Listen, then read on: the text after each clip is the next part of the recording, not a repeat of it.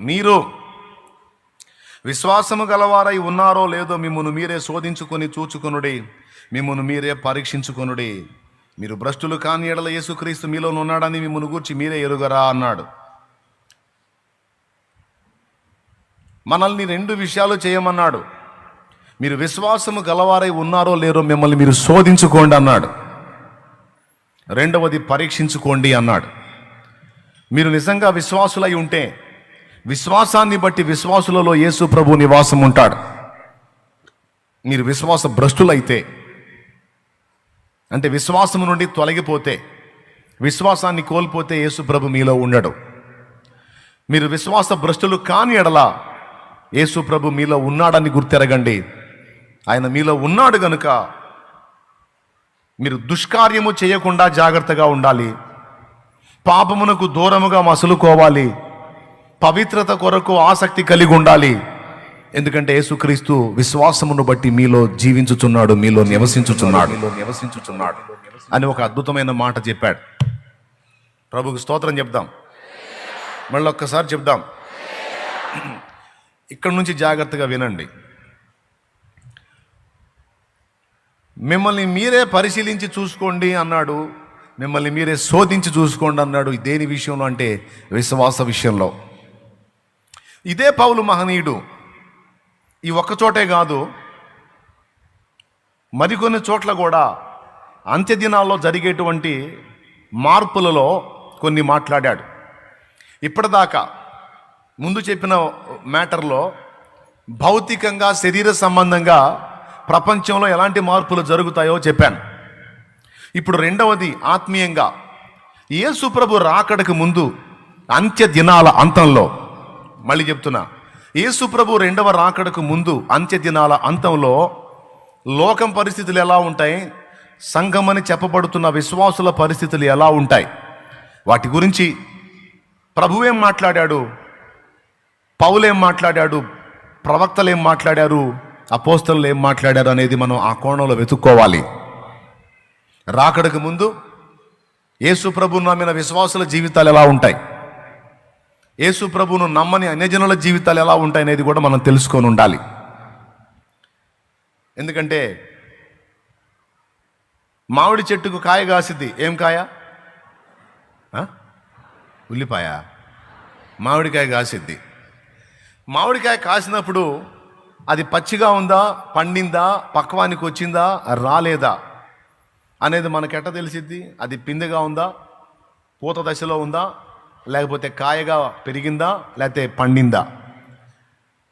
ఆ ఫలం వైపు లేదా ఆ పండు వైపు మనం అబ్జర్వ్ చేస్తున్నప్పుడు, ఆ కాయ వైపు మనం అబ్జర్వ్ చేస్తున్నప్పుడు పూత కాస్త పిందె అయింది, పిందె కాస్త కాయ అయింది, కాయ కాస్త పండు అయింది. అయినప్పుడు సైజులోనూ రూపంలోనూ ఆకృతిలోనూ మార్పు వస్తుంటుంది. ఆ మార్పును బట్టి కాయను కొయ్యకుండానే అది పండిందా లేదా మనం చూసి చెప్పగలం. స్తోత్రం. పెద్దగా చెప్పండి. పూత పట్టింది, చెట్టు నిండా పూత వచ్చింది అంటే అర్థం ఏంటి? ఇంకొద్ది కాలానికి పిందెలు రాబోతున్నాయి. పిందెలు అంటూ వచ్చినాయి అంటే అర్థం ఏంటి? ఇంకొంతకాలానికి అది కాయగా, రైట్, కాయలుగా ఉత్పత్తి అయినాయి అంటే అర్థం ఏంటి? ఇంకొంతకాలానికి అది పండు, రైట్.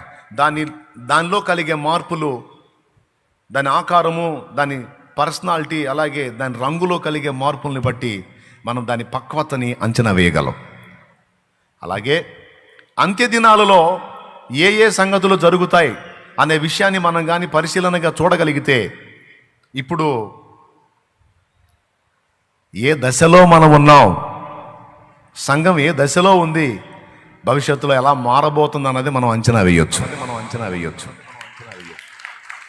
ఇప్పుడు జరుగుతున్న పరిస్థితులను దృష్టిలో పెట్టుకొని ప్రజెంట్ మనం ఉన్నటువంటి పరిస్థితిని కూడా అంచనా వేయగలిగితే మనం ఏ దశలో ఉన్నాం, అంత్య దశలో ఉన్నామా, మధ్యస్థంలో ఉన్నామా, లేకపోతే ప్రారంభంలోనే ఉన్నామా అన్నది మనకి ఇట్టే అర్థమైపోయింది.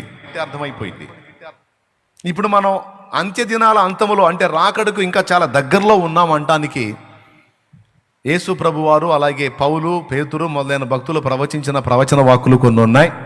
వాటిల్లో లూకాసు వార్త 18వ అధ్యాయంలో యేసు ప్రభు ఒక మాట అన్నాడు. లూకాసు వార్త 18వ అధ్యాయము 2-3 వచనాలు ఒక్కసారి మీరు గమనించండి, లేదా 3వ వచనం నుంచి చూడండి. 4-5 వచనాలు కూడా చూడొచ్చు ఒకేసారా. ఆమె అతని యొద్దకు తరచుగా వచ్చి నా ప్రతివాదికిని నాకును న్యాయం 5వ వచనం చదువాయా. ఈ విధవరాలు నన్ను తొందర పెట్టుచున్నది గనుక ఆమె మాటి మాటికి వచ్చి గోజాడుకుండునట్లు ఆమెకు న్యాయము తీరుతునని తనలో తాను అనుకునేను. మరియు ప్రభు ఇట్లనెను, అన్యాయస్తుడైన న్యాయాధిపతి చెప్పిన మాట వినుడి. దేవుడు తాను ఏర్పరచుకున్న వారు దేవారాత్రములో తన్ను గురించి మొరపెట్టుకొనుచుండగా వారికి న్యాయం తీర్చడా? ఆయన వారికి త్వరగా న్యాయం తీర్చును. వారి విషయమే కదా ఆయన దీర్ఘశాంతము చూపుచున్నాడని మీతో చెప్పుచున్నాను. అక్కడ నుంచి చూడండి 8వ వచనం సగం నుంచి. ఆయనను మనుష్య కుమారుడు వచ్చినప్పుడు ఆయన భూమి మీద విశ్వాసము కనుగొనన. అక్కడ క్వశ్చన్ మార్క్ వేశాడు. ఆయనను మనుష్య కుమారుడు వచ్చునప్పుడు ఆయన భూమి మీద విశ్వాసము కనుగొనునా అంటే అంత్యదినాల అంతము, ఆయన రాకడ బహు సమీపము అన్నప్పుడు లక్షణాలేంటి అన్నదానిలో మొట్టమొదటిది విశ్వాసము చాలామందిలో డ్యామేజ్ అయింది. పాయింట్ నెంబర్ 1 రాసుకో. విశ్వాసం కనుగొనునా అంటే అర్థం ఏంటి? అది అన్యుల గురించి మాట్లాడుతున్నాడా, క్రైస్తవుల గురించి మాట్లాడుతున్నాడా? ఎవరో ఒకళ్ళ గురించి లేరా నాయన నీకు దండం పెడతా ఉంటారా? అన్యుల గురించి మాట్లాడుతున్నాడా, విశ్వాసుల గురించి మాట్లాడుతున్నాడా? ఎవరి గురించి మాట్లాడుతున్నాడు? విశ్వాసుల గురించే మాట్లాడుతున్నాడు. అన్యుడంటే విశ్వాసం లేనివాడు. విశ్వాసం ఒక వ్యక్తిలో ఉంది అంటే వాడు క్రైస్తవుడే, దేవుణ్ణి ఎరిగినవాడు, దేవుని చేత ఎరగబడినవాడు. కాబట్టి ఇప్పుడు విశ్వాసాన్ని గురించి ప్రభు మాట్లాడాడు అంటే క్రైస్తవ సంఘాన్ని గురించి, అంటే మన గురించి మాట్లాడాడు. అన్యుల గురించి మాట్లాడేటప్పుడు విశ్వాస ప్రస్తావనే ఉండదు, ఎందుకంటే వాళ్ళు విశ్వాసులు కాదు కాబట్టి వాళ్ళు అన్యులు, కాంపౌండ్కి వెలపటున్నారు. మన విశ్వాసాన్ని బట్టి దేవుని కాంపౌండ్లోకి ఎంటర్ అయ్యాం మనం. కాబట్టి ఇక్కడ విశ్వాస ప్రస్తావన వచ్చినప్పుడు అది సంఘానికి సంబంధించిన మాట, అన్యులకు సంబంధించిన మాట కాదని గుర్తిరగాలి. యేసు ప్రభు ఒక అనుమానం వ్యక్తం చేశాడు. మనుష్య కుమారుడు భూమి మీదకి మరలా వచ్చినప్పుడు విశ్వాసము కనుగొనునా అన్నాడు. పుట్టినోట్లో ఏముంది? ఆ విశ్వాసం. ఏ విశ్వాసం? అంతము వరకు స్థిరముగా నిలిచి న్యాయమును సాధించుకున్న పెద్ద ఆవిడ విశ్వాసం. అర్థమైందా? అలాంటి మొండి భక్తులు ఉంటారా? అలాంటి పట్టుగలిగిన వాళ్ళు ఉంటారా? అంతగా అంతము వరకు విశ్వాసాన్ని కాపాడుకొని సాధించుకునే వాళ్ళు ఉంటారా అని డౌట్ వెళ్ళిబుచ్చాడు. దాని అర్థం ఏంటంటే నేతి బీరకాయలో నెయ్యి ఉండనట్లు చాలామంది విశ్వాసుల్లో విశ్వాసం తొలగిపోతుంది. కొంతమంది అయితే డైరెక్ట్గానే విశ్వాస భ్రష్టత్వంలోకి వెళ్ళిపోతారు. కొంతమంది విశ్వాసులుగా చలామణి అవుతారు, కానీ వాళ్ళలో దేవుని కొరకు, దేవుని కార్యాల కొరకు, దేవుని రాక కొరకు, దేవుడిచ్చే వాటి కొరకు సిద్ధపడేటువంటి విశ్వాసం అయితే ఉండదు, డ్యామేజ్ అవుతుందని మాట్లాడుతున్నాడు ఇక్కడ. ఎంతమందికి అర్థమైంది? దేవునికి స్తోత్రం, కాపాడారు. మీకు అర్థమైంది. ఏం డ్యామేజ్ అయిందని చెప్పాడు? ఎవరిలో? విశ్వాసుల్లో. బహు కొద్ది మంది మాత్రమే ఆ విధవరాలు అన్యాయస్తులైన న్యాయాధిపతిని గోజాడి న్యాయం పొందినట్టు. ఆయన కదిలిన దాకా పట్టొదల్లాయేమా.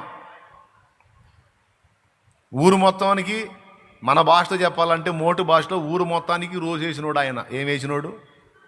రోజేసినోడు. ఎవరు? ఈ న్యాయాధిపతి. అతని వృత్తేమో, జాబ్ ఏమో న్యాయాధిపతి, కానీ అతని బుద్ధి ఏమో అన్యాయం చేసే బుద్ధి. అన్యాయస్తుడైన న్యాయాధిపతి అన్నాడు. వాని మనస్తత్వమేమో అన్యాయస్తుడు, కానీ వాని పనేమో న్యాయాలు తీర్చే పని. ఇటు బుద్ధే అన్యాయ బుద్ధి అయితే ఈ న్యాయం ఏం తిరుగుతాడు? అవునా? అన్యాయమే చేస్తాడు ఎవరికైనా, అవునా? అలాంటి వాడి దగ్గరికి పోయిందో ఒక ఆవిడే.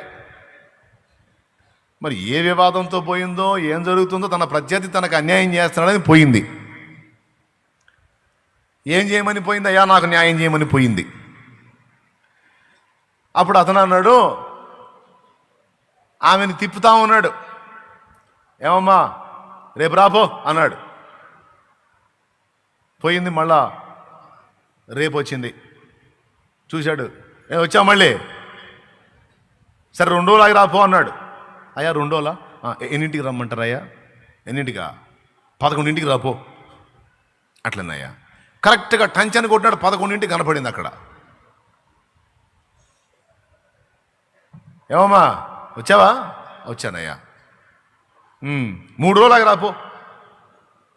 మంచోడు కాదుగా, అన్యాయస్తుడుగా, న్యాయం చేసే రకం కాదుగా. అయ్యా 3 రోజుల తర్వాత ఎన్నింటికి రావాలయ్యా? 3ంటికి రాపో.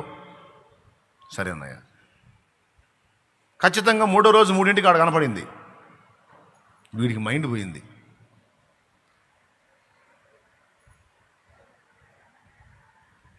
దేందిరా, నేను ఆమెను శోధిస్తున్నానా, ఆమె నన్ను శోధిస్తుందా? నేను దేవుడికి భయపడను, మనుషులకి భయపడను, అసలు ఎవరిని లెక్క చేయను.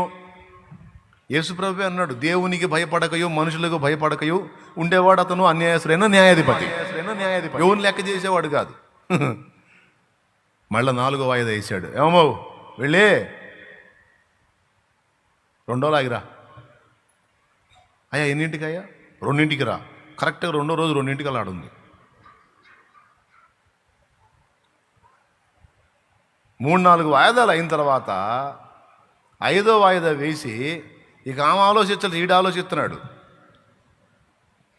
ఎందుకంటే ఫలానా టైంకి రమ్మన్నా ఖచ్చితంగా వచ్చిద్దిరా, కావాలంటే చూడండి, వచ్చింది చూడండి అంటే కరెక్ట్గా వచ్చి నిలబడుతున్నాడు. వానికి విసుగొచ్చి ఏందిరా నాకు ఈ పోడు, ఏం మాట్లాడదు, అయ్యా అంటది, దయా అంటది, చేతులు చాపిద్ది. ఇప్పుడు నేను ఇన్నిసార్లు తిప్పా, విసుగు పుట్టాలి కదరా, ఈమెకి కోపం రావాలి కదరా, నా మీద చిరాకు పుట్టాలి కదరా, ఈ మధ్యలో కనపడకూడదు కదరా.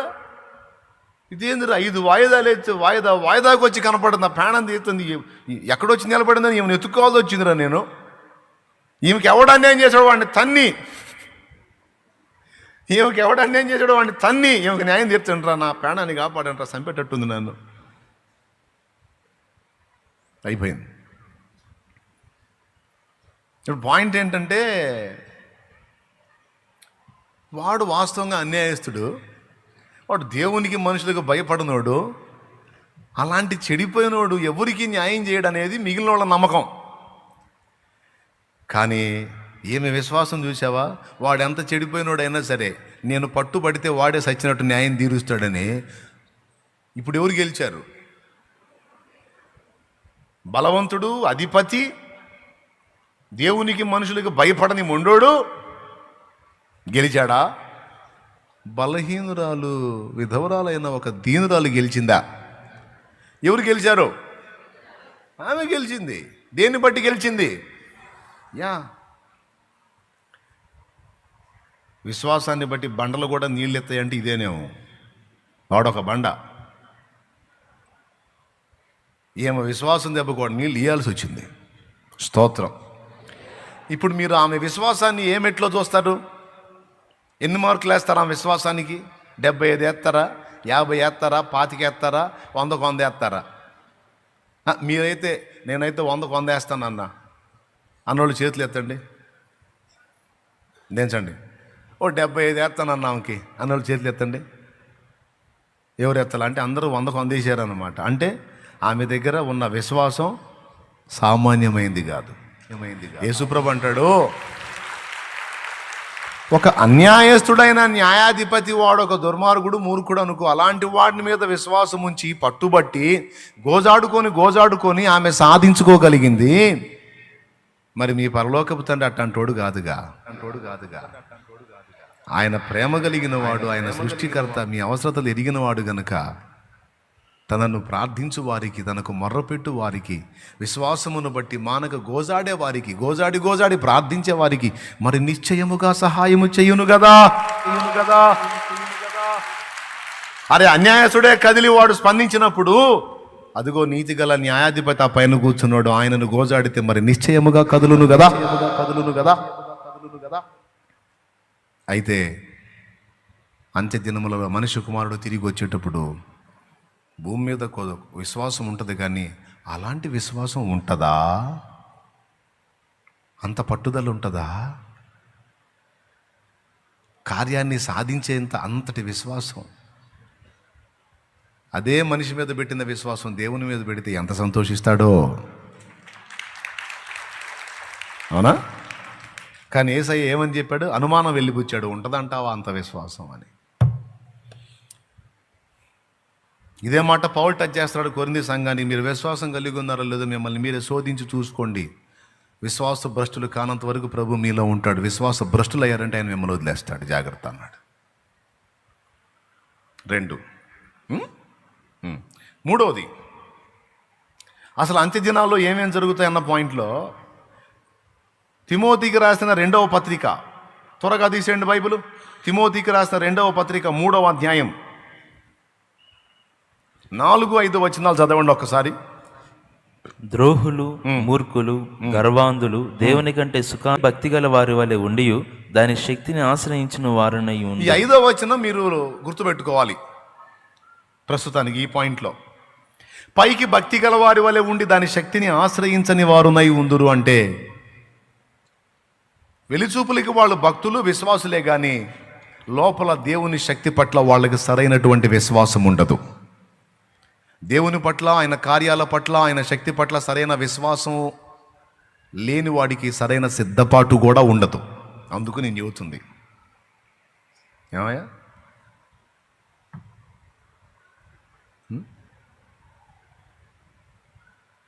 ఇప్పుడు ఈరోజు సాయంత్రం భూకంపం రాబోతుందని ఒకడు చెప్పాడు అనుకో. ఏందిరా నాయన నువ్వు ఇవన్నీ ఈ మాటలు బలుగుతున్నావు, భూకంపాలు ఏంది, యుద్ధాలు ఏందిరా నాయన, శుభం పలకరా అంటే ఏదో చెప్పినట్టు ఏందిరా నాయన ఇవన్నీ చెబుతున్నాను. నేను చెబితే నమ్ముతారా? నేను చెబితే నమ్ముతారా? భూకంపం రాబోతుంది ఇవాళ సాయంత్రం అంటే నేను నమ్ముతారా? భూకంపమా తమరి బొంద అంటారు. అదే శాస్త్రవేత్తలు చెప్పారు అనుకో, లేకపోతే తుఫానే 3 రోజులు తుఫాన్ రాబోతుంది, భారీగా రాబోతుంది, జాగ్రత్త అని చెప్పారు అనుకో. ఇప్పుడు మత్స్యకారులు సముద్రం మీద వేటకి వెళ్ళొద్దని నేను జీవితం ఆగుతారు వాళ్ళు, వాడేవుడు సార్ అంటారు. అదే వాతావరణ హెచ్చరిక వారు చెప్పారనుకో, భయంకరమైన తుఫాన్ రాబోతుంది, 3 దినాలు ఎడతెరిపి లేకుండా వర్షం కురవబోతుంది, అది కూడా భారీ స్థాయిలో, అతి భారీ స్థాయిలో పడబోతుంది, చాలా డేంజర్గా ఉంది కాబట్టి జాగ్రత్త పడండి అంటే తెచ్చి పడవలన్నీ ఒడ్డును కట్టేసుకుంటారు. నేను చెబితే వింటారా? వినరు. వాళ్ళు చెబితే ఎందుకు? విశ్వాసం, వాతావరణ హెచ్చరిక వాళ్ళు పర్ఫెక్ట్గా పరిశీలించి కనుక్కొని సమాచారం ఇస్తారు. మనం మీరిపోయామంటే పోతాం అని వాళ్ళ మాట మీద విశ్వాసం కావున జాగ్రత్త పడతారు. దేన్ని బట్టి జాగ్రత్త పడతారా? విశ్వాసం ఉంటేనా, అవిశ్వాసం ఉంటేనా? పెద్దగా చెప్పండి, ఇంకొంచెం పెద్దగా చెప్పండి. విశ్వాసం అనేది దేవుని దగ్గర నుంచి కార్యాలు సాధించడానికే కాదు, ఆయన రాకకు సిద్ధపడడానికి కూడా ఉపయోగపడిద్ది. అర్థమైందా? జాగ్రత్త పడటానికి కూడా ఉపయోగపడిద్ది విశ్వాసం.